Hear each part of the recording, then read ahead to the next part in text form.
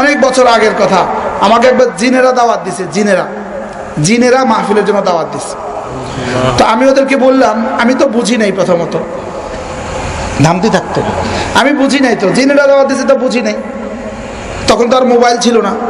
3 জন মানুষ ঘরে গেছে, রুমে গেছে, দাওয়াত দিয়ে চলে আসছে। আমিও দাওয়াত সময় মতো চলে আসলাম। আইসে হয়রান হয়ে গেলাম, সব অদ্ভুত কাণ্ড কারখানা। তাই বললাম, আচ্ছা আপনারা আমাকে দাওয়াত কেন দিলেন? হুজুর, আপনি যে কোরআন শরীফ দেখে দেখে ওয়াজ করেন এবং হাতে একটা তসবিহ থাকে, এটা আমাদের কাছে খুব ভালো লাগছে।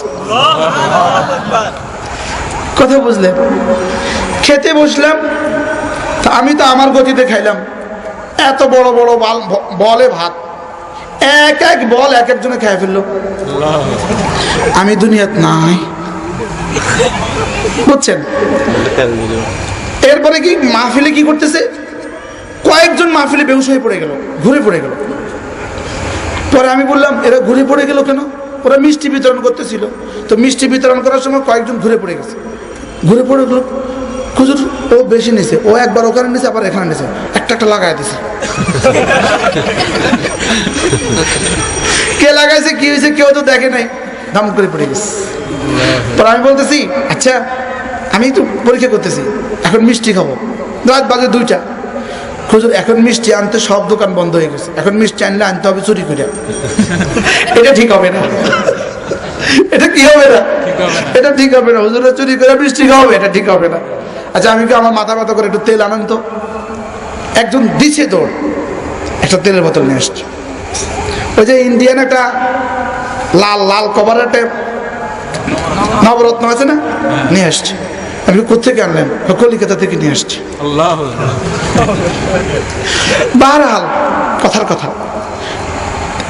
আমাদের ফেসবুকে যাদের হায়াত কাটে,